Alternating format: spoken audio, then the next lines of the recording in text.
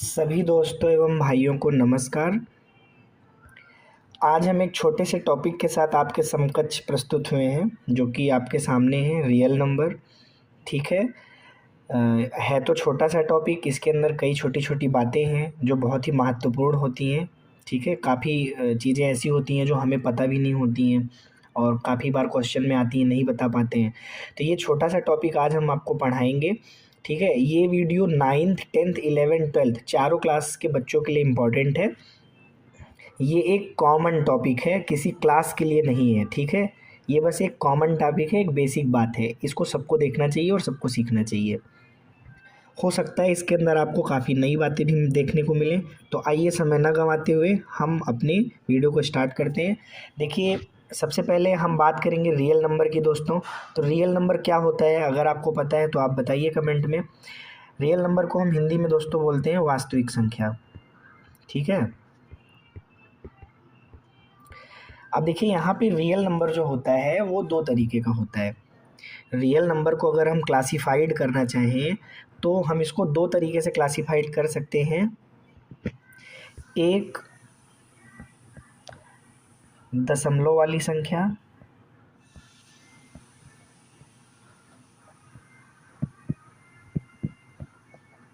और एक बिना दशमलव वाली।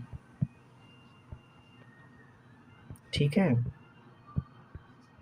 बिना दशमलव वाली। मतलब रियल नंबर दो ही तरीके के होते हैं ना, या तो उसमें दशमलव दशमलव वाली जो संख्याएं होंगी वो वास्तविक संख्याएं होंगी, और या तो बिना दशमलव वाली जो संख्या है वो वास्तविक संख्या होगी, है ना। तो वास्तविक संख्या में दोनों तरीके की संख्याएं आ जाती हैं, दशमलव वाली भी और बिना दशमलव वाली। बिना दशमलव वाली को हम नॉन डेसिमल टाइप नंबर बोलते हैं, नॉन डेसिमल टाइप नंबर।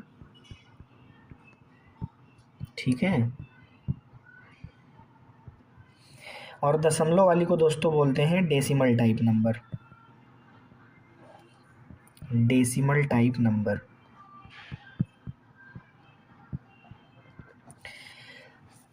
अब दोस्तों, इसमें सबसे पहले जो हम बात करेंगे वो बिना दशमलव वाली संख्या की बात करेंगे। आइए देखिए, यहाँ पे जब हम बात करते हैं बिना दशमलव वाली संख्या की, ठीक है, सबसे पहले जो हम बात करेंगे वो बात करेंगे दोस्तों बिना दशमलव वाली संख्या, बिना दशमलव वाली संख्या। बिना दशमलव वाली संख्या को हम नॉन डेसिमल टाइप नंबर बोलते हैं। इसमें डेसिमल इन्वॉल्व नहीं होता, ठीक है, दशमलव नहीं रहेगा। अब बात आती है कि ये कितने तरीके के होते हैं। तो देखिए, ये आपको तीन तरीके की मिलती हैं। ठीक है, जो बिना दशमलव वाली संख्या है आप उनको तीन में वर्गीकृत कर सकते हो, जिसमें पहला क्या आएगा दोस्तों, सबसे पहला जो आता है इसमें नेचुरल नंबर आता है दोस्तों। ठीक है, नेचुरल नंबर क्या आता है, नेचुरल नंबर। अब नेचुरल नंबर को हम प्राकृतिक संख्या बोलते हैं दोस्तों, और ये जो प्राकृतिक संख्या है ये गिनने में काम आती है। ठीक है, ये कौन होती है, 1 2 3, है ना, डॉट डॉट डॉट ऐसे आगे बढ़ता रहेगा, 4 5 6 एंड सो ऑन। अब यहाँ पे ध्यान दीजिए, जो सोआन है देखिए यहाँ पे, उसको हम सिर्फ 3 डॉट से रिप्रेजेंट करते हैं। कितने डॉट से रिप्रेजेंट करते हैं, 3 डॉट से। ठीक है, और ये एक सेट है, हमेशा छोटे नंबर से बड़े नंबर की ओर चलता है। तो नेचुरल नंबर के सेट को हम n से डिनोट करते हैं दोस्तों। इसी तरीके से दोस्तों आता है होल नंबर। होल नंबर मतलब पूर्ण संख्या। ठीक है, होल नंबर का मतलब क्या होता है, पूर्ण संख्या। और ये जो पूर्ण संख्या है दोस्तों, इसको हम जो है किससे रिप्रेजेंट करते हैं, W से। ठीक है, जीरो, इसमें जीरो इन्वॉल्व हो जाएगा, मतलब नेचुरल नंबर जितने होते हैं वो तो रहेंगे ही रहेंगे, बस जीरो इसमें और बढ़ जाएगा। ठीक है, और तीसरा होता है दोस्तों इंटीजर। इंटीजर को आप जेड लिख दीजिए या आई लिख दीजिए, दोनों एक बात है। चाहे जेड कह दीजिए चाहे आई कह दीजिए, मतलब जेड से रिप्रेजेंट कर सकते हैं, आई से रिप्रेजेंट कर सकते हैं। ठीक है, और ये होता क्या है, निगेटिव नंबर्स, -2 -1 0 1 2 3, और पॉजिटिव नंबर और जीरो। ठीक है, मतलब इसमें निगेटिव नंबर भी शामिल होता है, पॉजिटिव नंबर भी शामिल होता है और जीरो भी शामिल होता है। उसको हम क्या कह देते हैं, इंटीजर कह देते हैं। तो ये आपको पूर्णांक है, मैं हिंदी में भी लिख दे रहा हूँ, इसको पूर्णांक बोलेंगे, इंटीजर। ठीक है, ये आपका होल नंबर है, मतलब पूर्ण संख्या है, होल नंबर। ठीक है दोस्तों, और ये आपका नेचुरल नंबर है, नेचुरल नंबर है, नेचुरल नंबर को हम बोलेंगे प्राकृतिक संख्या। एक बार मैं इसको दोहरा देता हूँ। प्राकृतिक संख्या में देखिए केवल पॉजिटिव नंबर्स हैं, 1 2 3 4 5, है ना। और होल नंबर में क्या होता है, जीरो उसमें और शामिल हो जाएगा। ठीक है, मतलब नेचुरल नंबर के अंदर जीरो अगर शामिल कर लिया जाए तो फिर वो होल नंबर्स हो जाएगा।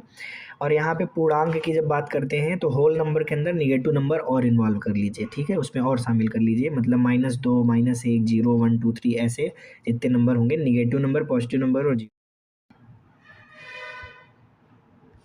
अब यहाँ पे जो सबसे इम्पोर्टेंट बात आती है वो ये आती है कि हम नेचुरल नंबर और इंटीजर को किस तरीके से वर्गीकृत कर सकते हैं। देखिए, नेचुरल नंबर की जब हम बात करते हैं तो नेचुरल नंबर का सेट अभी अभी मैंने आपको बताया 1 2 3 4, है ना, 5 एंड सो ऑन। अब देखिए, नेचुरल नंबर को हम दो ही चीज़ों में वर्गीकृत करते हैं। एक तो हमारा क्या होता है, मुख्यतः पहला होता है प्राइम नंबर। ठीक, पहला क्या होता है, प्राइम। प्राइम को क्या बोलेंगे, अभाज्य। ठीक, प्राइम नंबर।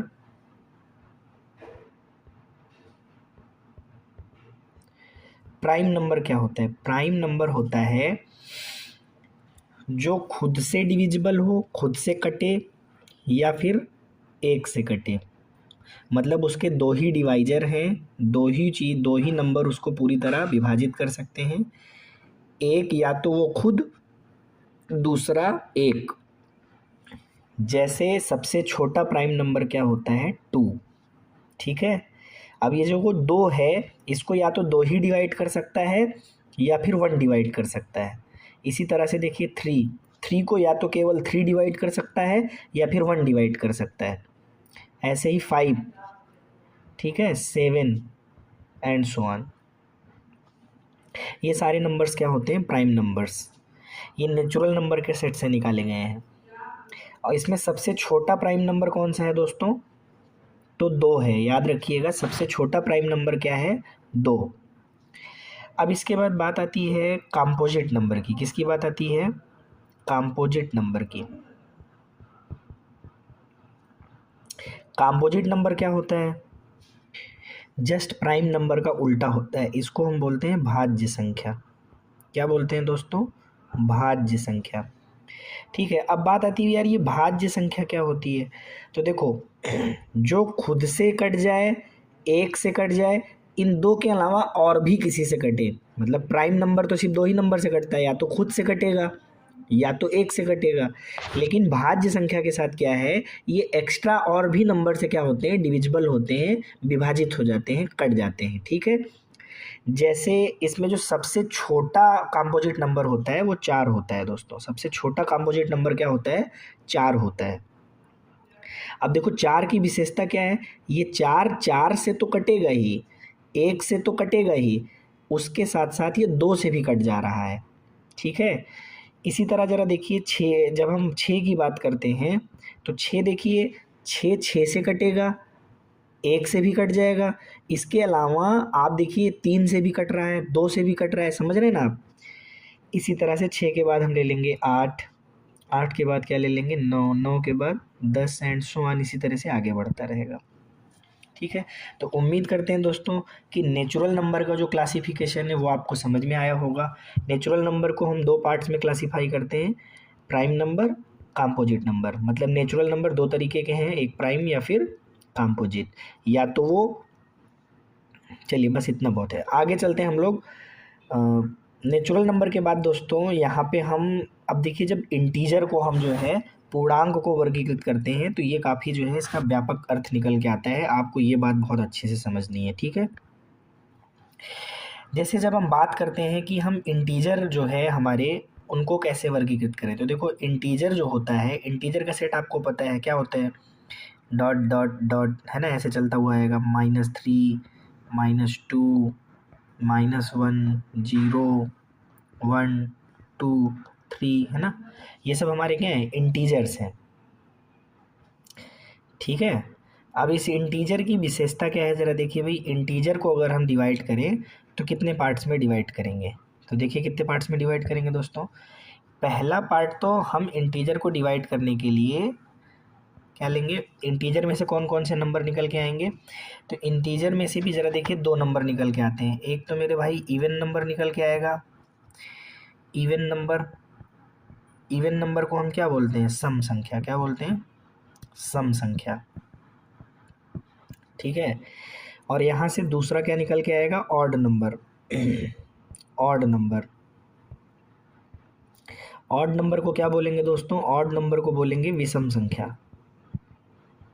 ठीक है, अब इवन नंबर क्या होता है ज़रा देखिए, वो हर नंबर जो 2 से डिविजिबल है, जैसे आपका -4 -2 0 2 4 है ना, ये सारे नंबर जो है जो 2 से डिविजिबल हैं। जैसे देखिए -4 2 से कट जाता है, -2 2 से डिविजिबल है, 0 भी 2 से, 2 भी, 4 भी, ये सारे नंबर देखिए 2 से कट जाते हैं। तो जो भी नंबर 2 से विभाजित हो जाता है पूरी तरह, वो सम संख्या होता है, इवन नंबर होता है दोस्तों। और इसको हम इंटीजर से निकालते हैं, ये बात ध्यान रखिए। ठीक है, नेचुरल नंबर से पूरा पूरा इवन नंबर निकल के नहीं आएगा, यहाँ पर यही बात नहीं है। ठीक है, बात समझ आ रही है, ये चीज़ आपको समझनी है कि पूरा पूरा का पूरा इवन नंबर नेचुरल नंबर से निकल के नहीं आएगा। इसी तरीके से जब हम बात करते हैं ऑड नंबर की, तो ऑड नंबर वो नंबर्स होते हैं जो 2 से ना कटें। मतलब जो इवन नंबर हैं उनको हटा दीजिए इंटीजर में से, तो बाकी सारे नंबर कैसे बचे, ऑड नंबर। मतलब आपको ये समझना पड़ेगा कि इंटीजर के अंदर 2 ही तरीके के नंबर होते हैं, या तो इवन नंबर होते हैं या तो ऑड नंबर होते हैं। ठीक है, बात समझ आ रही है। इवन नंबर को हटा लीजिए तो सारे के सारे इंटीजर ऑड नंबर बचेंगे, और अगर ऑड नंबर को हटा लीजिए तो सारे के सारे इंटीजर जेड के अंदर क्या बचेंगे, इवन बचेंगे। तो इवन क्या होता है, जो 2 से ना कटे, जैसे -3 -1 1 3 5, ये सारे नंबर आपके ऑड नंबर होते हैं दोस्तों। ठीक है, उम्मीद करता हूँ आपको इंटीजर में से क्या क्या नंबर निकल के आ रहा है वो समझ में आ गया होगा, इवन नंबर और ऑड नंबर।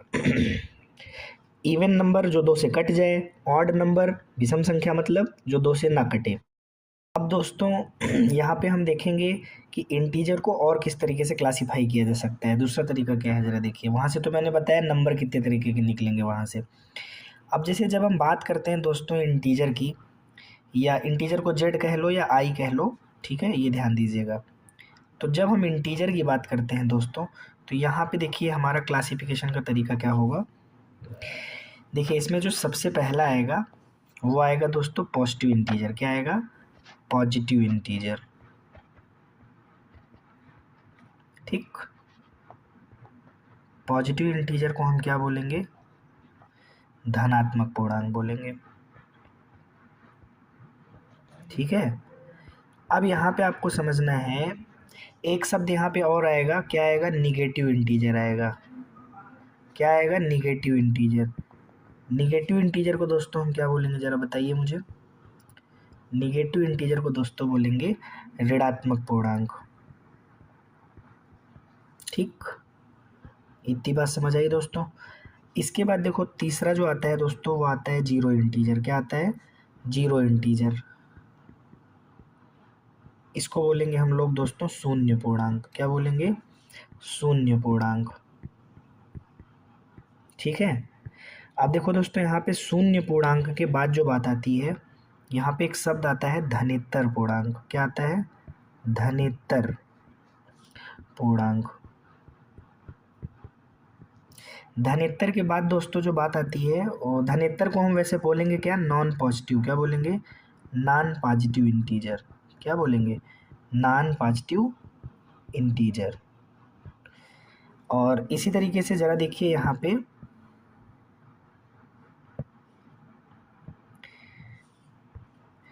इसके बाद जो बात बोलेंगे हम बोलेंगे ऋणेतर पूर्णांक। क्या बोलेंगे, ऋणेतर पूर्णांक। ऋणेतर पूर्णांक को हम क्या बोलेंगे, नॉन निगेटिव, क्या बोलेंगे, नॉन निगेटिव इंटीजर। और इसी तरीके से आप ज़रा देखिए, जो हमारा छठवां होगा वो क्या होगा, ऋणोत्तर के बाद होता है शून्योत्तर। क्या होता है, शून्योत्तर, शून्योत्तर पूर्णांक। इसको बोलेंगे नॉन जीरो, क्या बोलेंगे, इसको बोलेंगे नॉन जीरो पूर्णांक। क्या बोलेंगे, नॉन जीरो पूर्णांक, नॉन जीरो इंटीजर। ठीक है दोस्तों, अब ये क्या होता है ज़रा ये देखते हैं। देखिए, जब हम बात करते हैं दोस्तों धनात्मक पूर्णांक की, किसकी बात करते हैं, धनात्मक पूर्णांक की, तो धनात्मक पूर्णांक कहने का मतलब हमारा होता है कि इसमें अंदर केवल धन वाले जो इंटीजर हैं उनको ले लीजिए, पॉजिटिव इंटीजर्स, 1 2 3 4 है ना, एंड सो ऑन। इसी तरीके से जब हम बात करते हैं कि भाई निगेटिव इंटीजर क्या होता है, ऋणात्मक पूर्णांक क्या होता है, तो यहाँ पे हम दोस्तों माइनस वाले ले लेते हैं जो निगेटिव में होते हैं, -2 -1। और जब हम बात करते हैं दोस्तों कि भैया हमारा शून्य पूर्णांक क्या है, तो शून्य पूर्णांक का मतलब होता है दोस्तों केवल जीरो। ध्यान दीजिएगा, शून्य पूर्णांक और शून्येतर पूर्णांक दोनों में जमीन आसमान का अंतर है। ऋण पूर्णांक, ऋणेतर पूर्णांक दोनों में जमीन आसमान का अंतर है। धन पूर्णांक, धनेतर पूर्णांक दोनों में जमीन आसमान का अंतर है। मैं इसी नई बात की बात कर रहा था कि आपको ये सारे शब्दों को ध्यान रखना पड़ेगा, काफ़ी चीज़ें आपको दिमाग में रखनी पड़ेंगी। है तो छोटी छोटी चीज़, लेकिन आगे चल करके हमको कन्फ्यूजन में डाल देती है, तो कन्फ्यूजन ना हो इसलिए मैं यहीं पे सब कुछ बता दे रहा हूँ। अब देखिए, इसके बाद बात आती है भी धनेतर पूर्णांक क्या होगा। धनेतर पूर्णांक, तो देखो धनेतर का मतलब है नॉन पॉजिटिव, नॉन पॉजिटिव का मतलब जो पॉजिटिव नहीं है, तो इसका मतलब निगेटिव वाला लेना है, -2 -1 और 0 यहाँ तक। मतलब 0 -1 -2 -3 -4 इस तरह जितने भी नंबर हैं ये सब कैसे हैं, धनेतर पूर्णांक है, नॉन पॉजिटिव इंटीजर। ठीक है, जब हम बात करेंगे ऋणेतर पूर्णांक की, तो ऋणेतर का मतलब है नॉन निगेटिव। ठीक है, मतलब निगेटिव ना हो। ऋणेतर का मतलब है ऋण वाला छोड़ दो, तो इसका मतलब इसमें क्या आ जाएगा, 0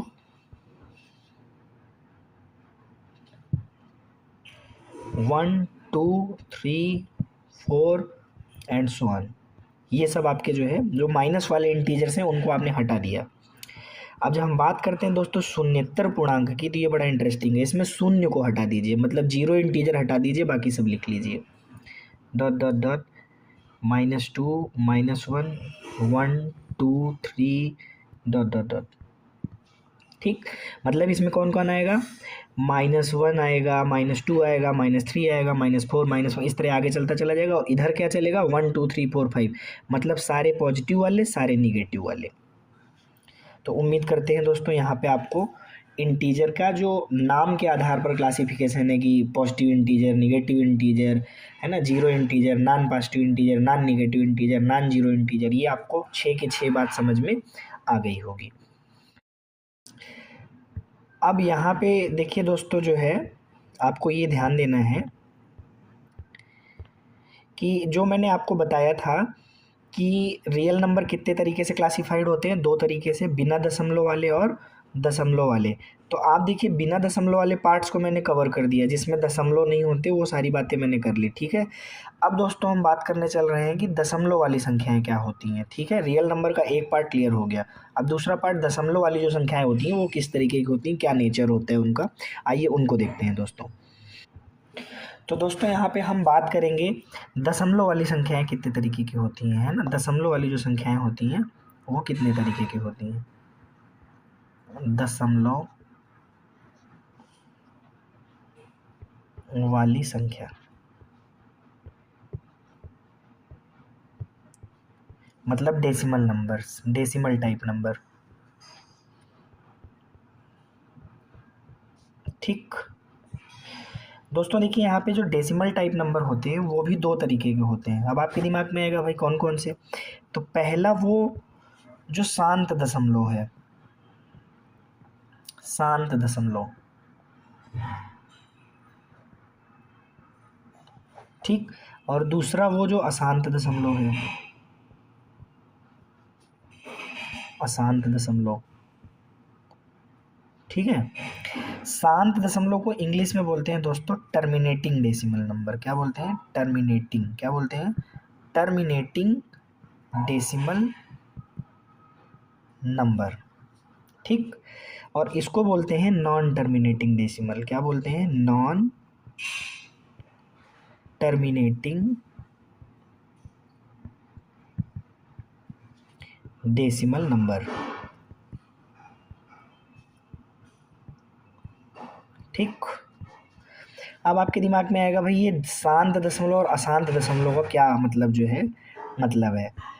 तो देखिए सबसे पहले दोस्तों हम यहाँ पे समझेंगे शांत दशमलव। अब देखिए दोस्तों यहाँ पे जो शांत दशमलव होता है इसका मतलब है, जैसे अगर मैं कह दूँ कि आप 2/3 की वैल्यू निकालो। एग्जाम्पल देखिए, जैसे मैं कहूँ 2/3 क्या होगा, तो आप बोलोगे ये 0.6 नहीं 2/4 की वैल्यू, एक मिनट देख लीजिए, सॉरी। जैसे मैं बोलूँ कि 2/4 की वैल्यू क्या होगी, 2/4 की वैल्यू क्या होगी, तो आप बोलोगे 0.5 होगी। तो देखिए दशमलव के एक अंक तक गया और क्या हो गया, ख़त्म हो गया, समाप्त हो गया ना। इसी तरीके से जैसे मैं बोलूँ कि बताइए 4/5 की वैल्यू क्या होगी, ठीक है, तो आप कहोगे 0.5 पूरा पूरा कट गया। तो देखो दशमलव के एक अंक तक गया और पूरी तरह क्या हो गया, शांत हो गया, इसीलिए ये क्या है, शांत दशमलव है। और एग्जांपल दे देता हूँ, जैसे मैंने कहा कि आप जो है 3/4 ले लीजिए, तो आपने क्या कहा कि भाई 0.4×7=28, 2 आगे गया, 4×5=20।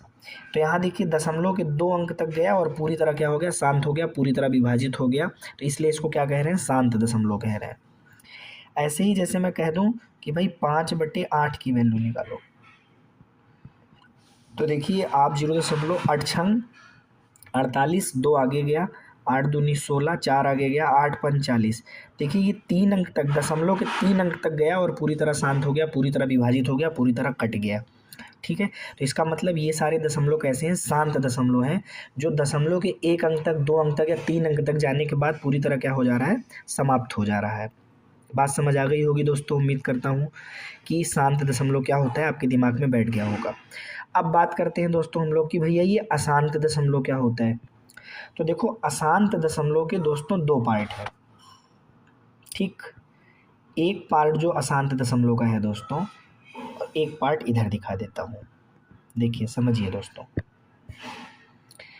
जब मैं कह रहा हूँ कि अशांत दशमलव है, तो अशांत दशमलव का मतलब है दोस्तों, एक तो हो गया अशांत आवर्ती, एक क्या हो गया, अशांत आवर्ती दशमलव। अशांत आवर्ती, अशांत का मतलब हुआ नॉन टर्मिनेटिंग,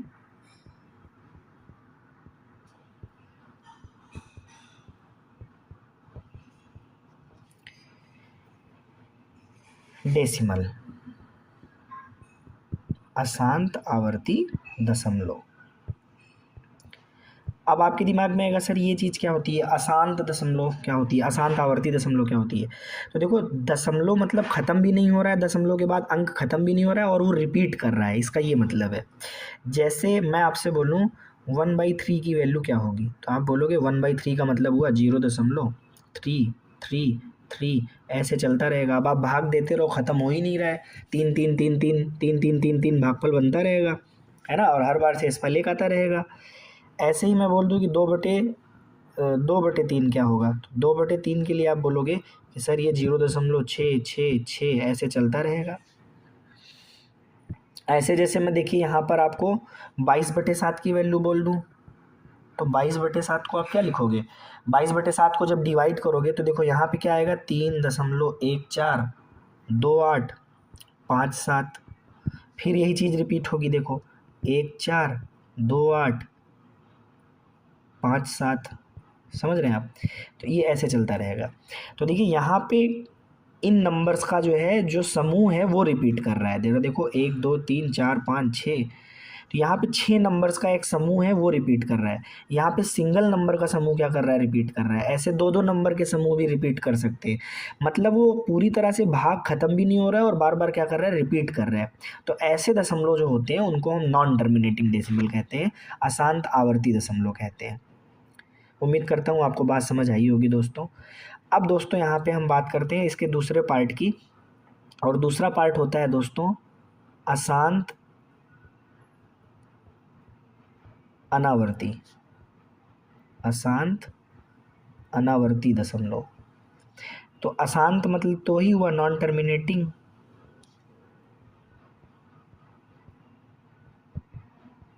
मतलब जो शांत नहीं हो रहा, जो खत्म नहीं हो रहा है दशमलव। दशमलव के बाद अंक मतलब खत्म होने का नाम नहीं ले रहे हैं, वो चल ही रहे हैं, चल ही रहे हैं।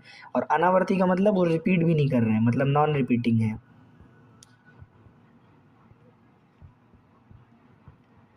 Non repeating decimal. तो यहाँ पे देखिए रूट के अंदर जितने भी पॉजिटिव प्राइम नंबर होते हैं, रूट के अंदर ध्यान दो, जितने भी पॉजिटिव प्राइम नंबर होते हैं, जैसे √2। अब रूट के अंदर देखिए 2 है, 2 कैसा नंबर है, प्राइम नंबर है, पॉजिटिव प्राइम नंबर।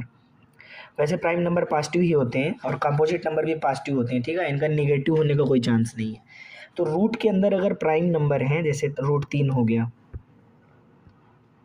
ठीक है, √5 हो गया, ऐसे, तो इनका जो दशमलव प्रसार आता है दोस्तों, वो जो है आपका अशांत और अनावर्ती होता है। कैसे, जरा मैं समझाता हूँ। देखिए जैसे √2 की अगर हम, तो √2 का दशमलव प्रसार 1.414213 5, ठीक है, 624 ऐसे चलता रहता है।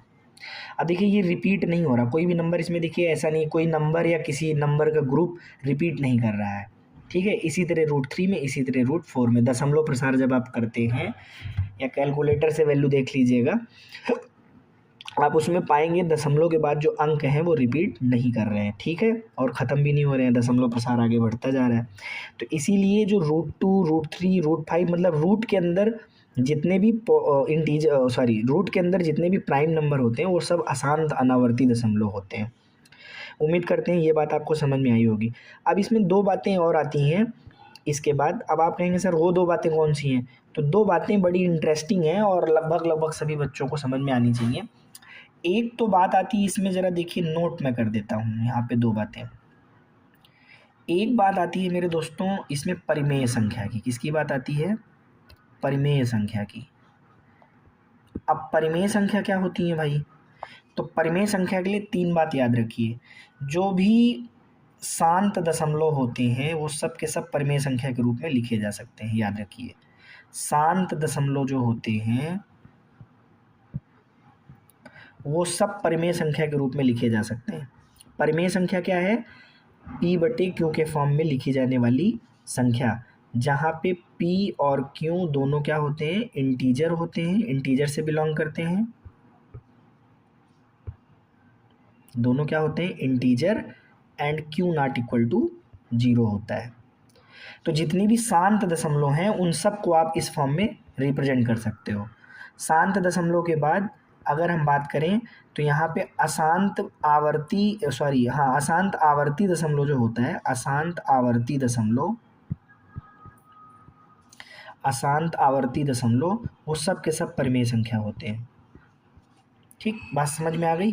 शांत दशमलव मतलब टर्मिनेटिंग डेसिमल नंबर, बार बार बताना पड़ेगा कि समझ गए हो, टर्मिनेटिंग डेसिमल। और अशांत आवर्ती का मतलब non terminating but repeating, non terminating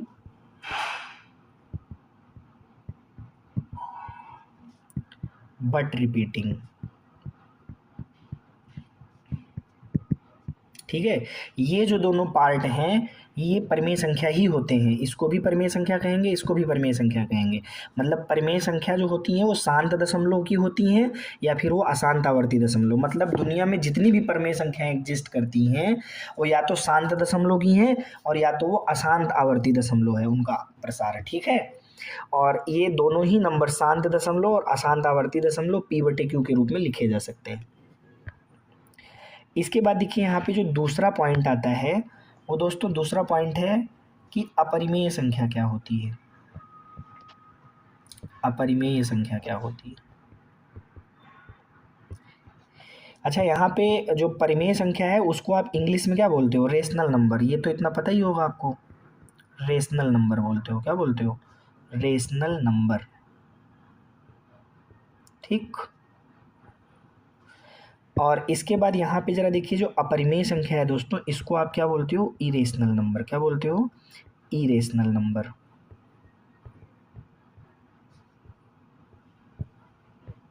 ठीक है। इरेशनल नंबर क्या है? जो P बटे Q के फॉर्म में ना लिखी जा सके। ठीक है, मतलब आप ये कह सकते हो एक तरीके से, क्या कह सकते हो जरा देखिए, मैं बताता हूँ।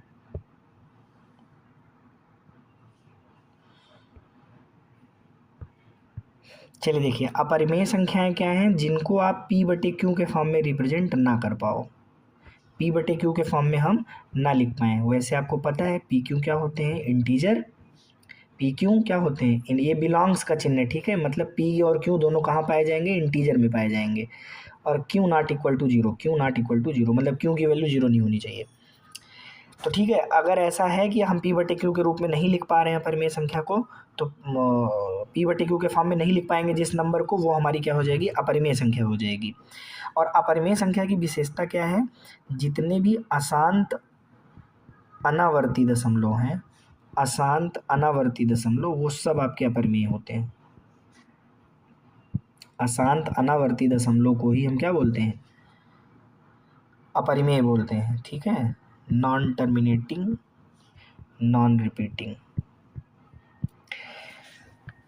और इन अपरिमेय संख्या की विशेषता क्या है?